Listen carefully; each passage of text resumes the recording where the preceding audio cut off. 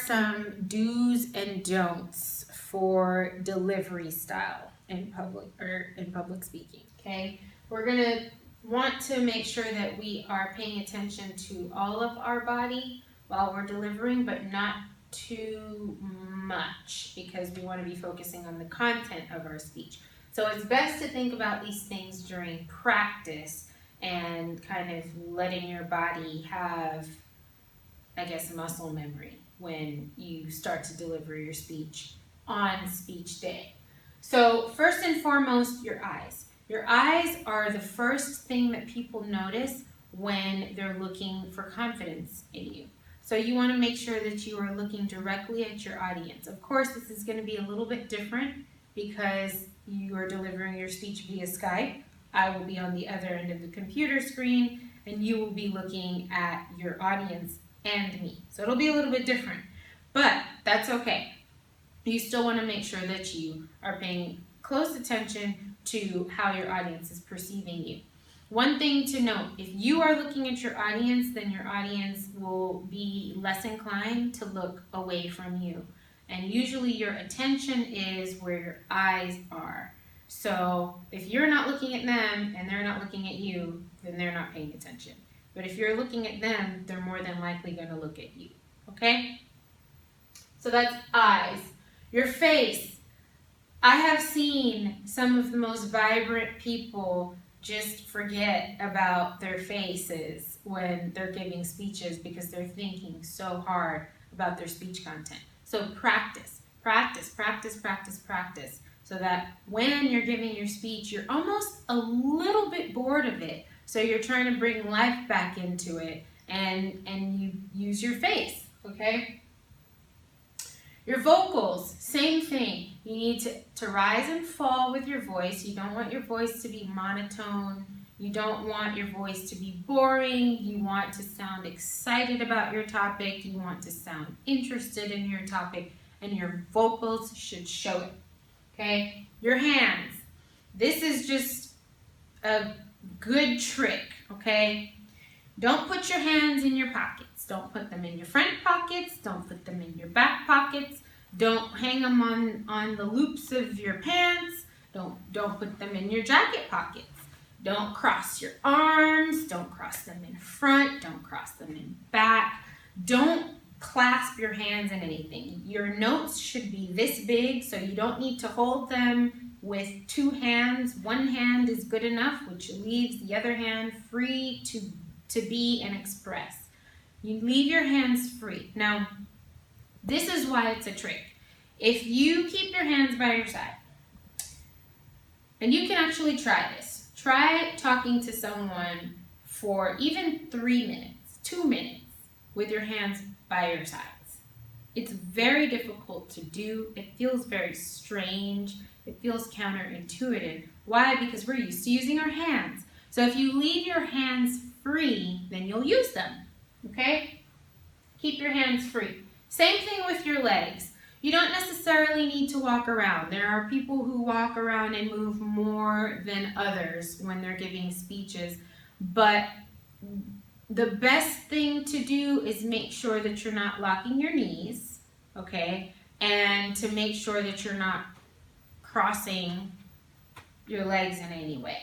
You also want to make sure that you're not doing any kind of unconventional pace. A conventional pace is one where you walk back and forth, back and forth, back and forth, and people's eyes follow you back and forth, back and forth. But there are unconventional paces too.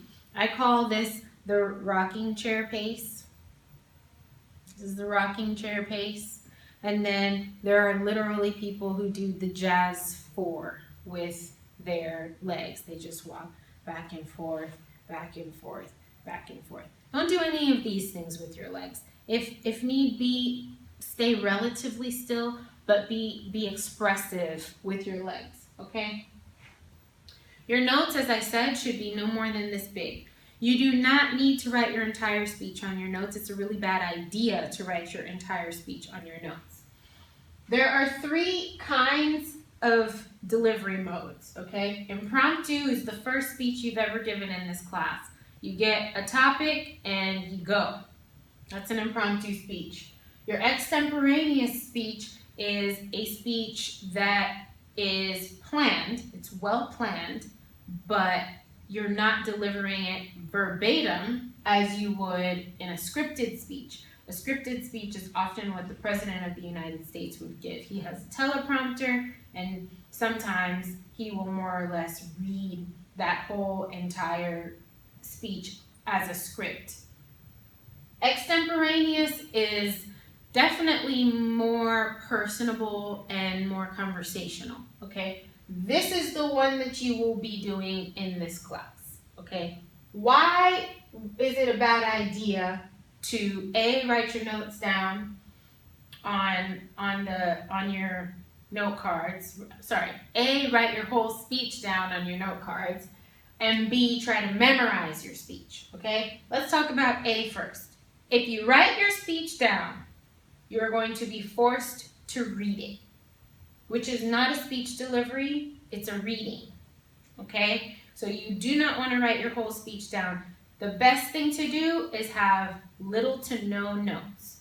Now, having no notes is also risky because you might be tempted to memorize your speech, especially as a first-time speaker or as a relatively unexperienced speaker. This is risky, okay? Because your memory works by triggers. Let's say that these are all sentences. Sentence 1, sentence 2, sentence 3. Let's just say, okay? The way your memory works is this sentence triggers this sentence, which triggers this sentence. Now let's just say that you're nervous and you practice your speech over and over and over and over and over again, but you're nervous. So you forgot this first sentence, which was the trigger for this sentence, which triggered this sentence. Your whole speech is shot, right? So it's not a good idea to go this route, which is why we are practicing extemporaneous delivery style. That's the best style for beginners. And that's the style that I would recommend for you. I'm not with you while you're practicing your speeches, so I can't force you to do it this way, but I can tell you that when you memorize your speech, it's very obvious because oftentimes you sound like you're reading. You may not be reading, but you sound like you're reading, okay? That's no good. So don't do that. And then filler words, that's the big elephant in the room whenever people walk into a public speaking class. Oh, but I always and ah, and I wonder how many times she's going to take off for umming and ahhing and all of that. Yes, you do not want to and ah 50 million times during your speech. It is very distracting, okay? But you are human, and you will notice that at some point in time, I throw in an and an in there, okay? That's going to happen. You do have to practice not doing it in order to not do it. There are people who literally never and ah, but it takes practice, okay? So this is what I need you to do with filler words.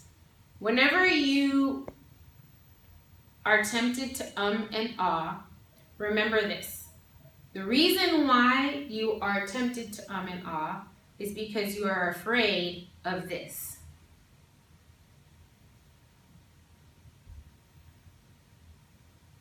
Silence. That's what you're afraid of. Okay? Filler words fill silences. When you could be using those silences as powerful pauses, instead, you're filling them with ums and ahs, which are actually distracting. Okay? So instead of filling those silences, just stop. Stop and think. You'll notice that I do it often. Stop and think. What was I going to say? Instead of, so I'm not really sure. Okay, it's very distracting. So don't fill. And and ah are only one type of filler word. I've heard them all. I've heard people fill silences with the word and. I've heard people fill silences with the word because. I've heard many different kinds of filler words. So don't fill your silences. Make every word count for something. Okay? So think about all these things while you're delivering your speeches. I did give you a list of do's and don'ts that is more comprehensive than what I just gave you here. Read through it. You know what to do if you have questions. Find me.